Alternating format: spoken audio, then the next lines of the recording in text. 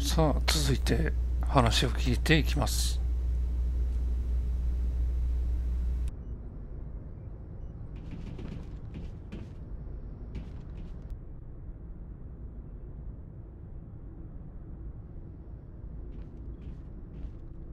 Anything you need, Commander?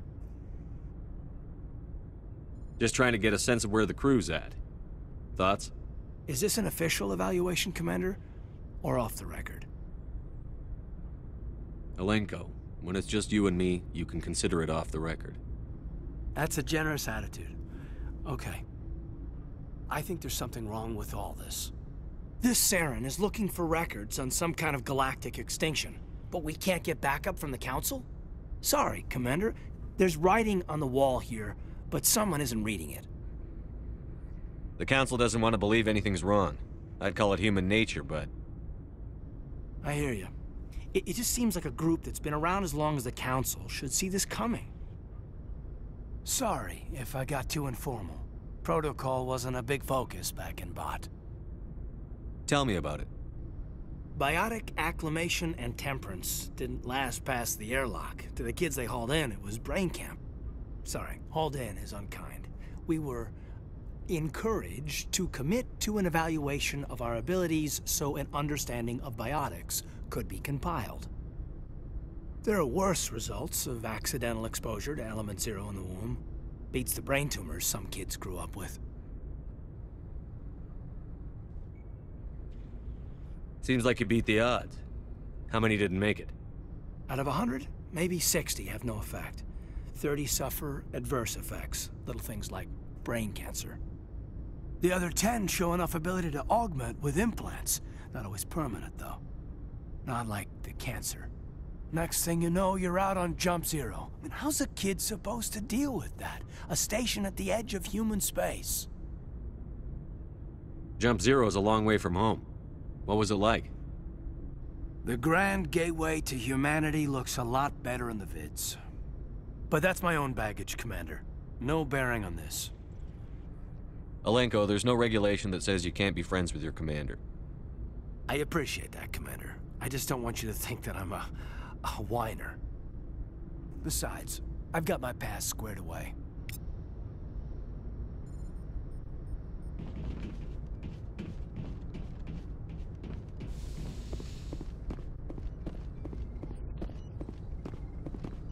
Yes, Commander? Is there something you need? How well do you know the Lieutenant? I'd never worked with him before this mission. But he has an impressive service record, over a dozen special commendations. Tends to keep to himself, though. Maybe because of the headaches. It's not easy being an L2. What does that have to do with it? Well, most biotics now use the L3 implants. Lieutenant Alenko was wired with the old L2 configuration.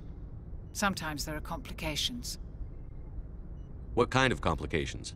Severe mental disabilities, insanity, crippling physical pain.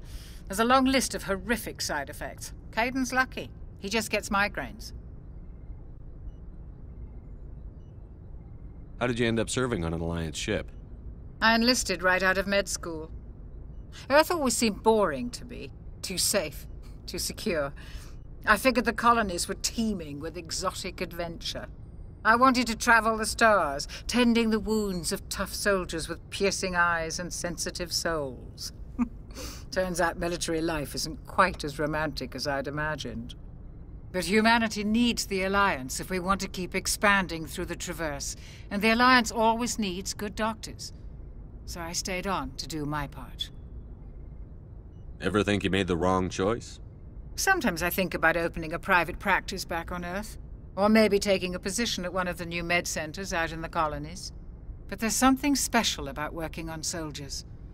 If I left the Alliance now, I'd feel like I was abandoning them. I should go. Goodbye, Commander.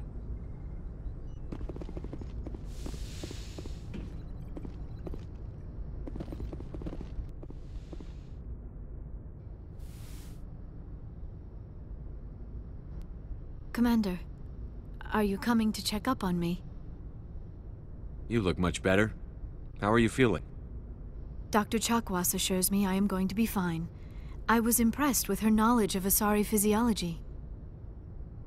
You're in good hands. Dr. Chakwas knows what she's doing.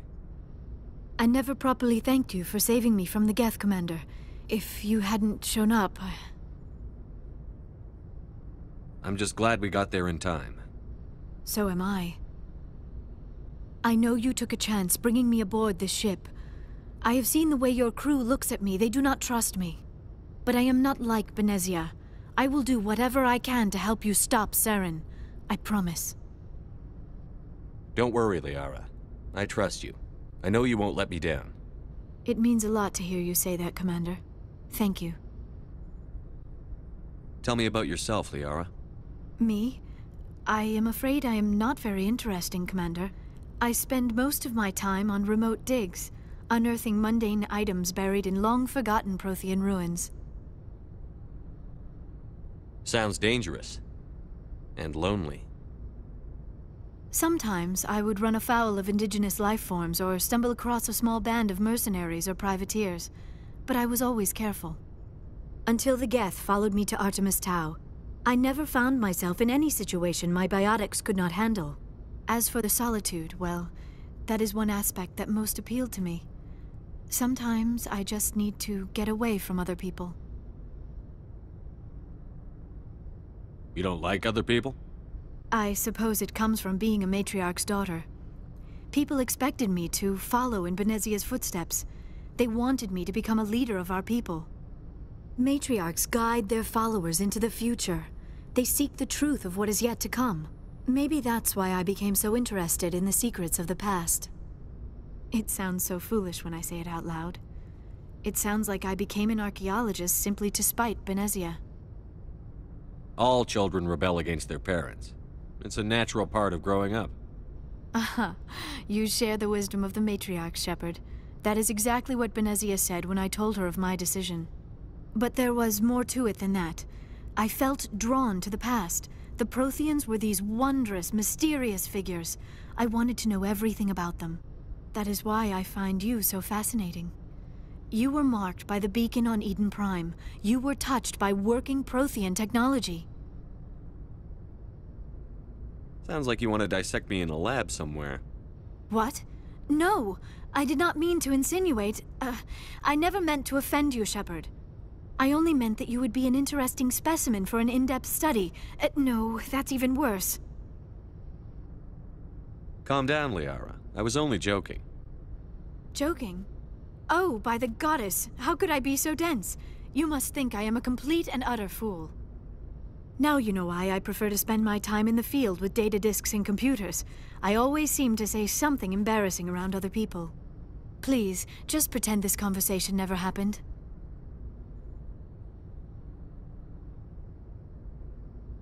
I'd like to know more about the Asari. We were the first species to discover the Citadel. We were instrumental in forming the Council, and we always strive to be the voice of peaceful cooperation in galactic disputes. My people believe we are all part of a single galactic community. Each species contributes something to the greater whole. Although we seek to understand other species, it seems few of them seek to understand us. The galaxy is filled with rumors and misinformation about my people. Like what? Most of the inaccuracies are centered around our mating rituals. My species is monogendered. Male and female have no real meaning for us. We still require a partner to reproduce. This second parent, however, may be of any species and any gender. I don't understand. Your species can mate with anyone? Mating is not quite the proper term, not as you understand it. Physical contact may or may not be involved, but it is not an essential element of the union. The true connection is mental. Our physiology allows us to meld with other beings. We can touch the very depths of their minds. We explore the genetic memory of their species. We share the most basic elements of their individual and racial identities. We then pass these traits on to our daughters. It is how we learn to grow as a species and how we develop a greater understanding of other races. What happens to your partner after the union? Every relationship is different. Some unions are a single encounter with both parents parting ways afterwards. Others can be more long-term. Sometimes an Asari and her partner will stay together for many decades. You Asari live for 1,000 years. What happens when your partner dies? Few sapient species live as long as my kind. We have learned to take a philosophical approach to our unions. We do not focus on the inevitable loss of our partners. Instead, we enjoy the time we spend with them. And even after they're gone, a part of them lives on in us. The union is a connection that transcends both time and space. Do you know who Matriarch Benezia chose as her partner? She rarely spoke of her partner. Though I know my father, if you want to use that term, was another Asari. I thought you always needed another species to serve as one of the parents. Think about it, Shepard. If we were not able to mate with our own species, we would have died out long before we ever mastered spaceflight and left our homeworld. Union with our own kind is no longer common, not for the purposes of reproduction. Most Asari believe it weakens our species. Asari daughters inherit racial traits from the father species. If both parents are Asari, then nothing has been gained, or so conventional wisdom would hold. I am what is sometimes called a pureblood. Though no Asari would ever be cruel enough to say the word to my face, it is a great insult among my people. It is possible Benezia's partner was embarrassed by their union. She may have been too ashamed to publicly acknowledge me as her offspring. Why agree to the union if she didn't want any children? I cannot answer that. This is all speculation on my part. It is possible she wanted to be part of my life, but something happened to her before she had the chance. Benezia never spoke of her partner. Whatever happened, it caused her too much pain to dwell on it. She raised me by herself, though that is not uncommon. Many Asari raise their children alone, particularly if the father species is short-lived. Often the partner will pass on long before the child reaches maturity. Do you know who Matriarch Benezia chose as her partner? She rarely spoke of her partner. Though I know my father, if you want to use that term, was another Asari. Benezia never told you her partner's name? Union with our own kind is no longer common, not for the purposes of reproduction. Most Asari believe it weakens our species. Asari daughters inherit racial traits from the father species. If both parents are Asari, then nothing has been gained, or so conventional wisdom would hold. I am what is sometimes called a pureblood. Though no Asari would ever be cruel enough to say the word to my face, it is a great insult among my people. It is possible Benezia's partner was embarrassed by their union. She may have been too ashamed to publicly acknowledge me as her offspring. How could anyone abandon their own child? I cannot answer that. This is all speculation on my part.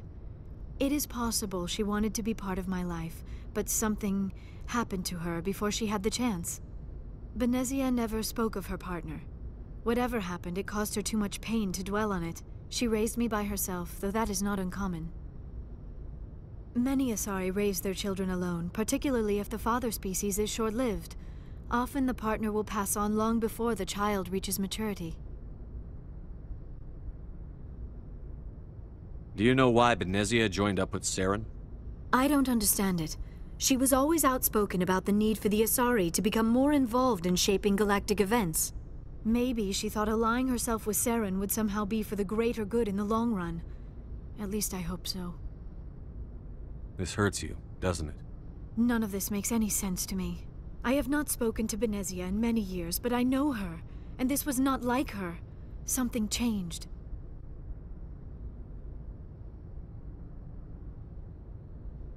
I should go. Goodbye, Shepard.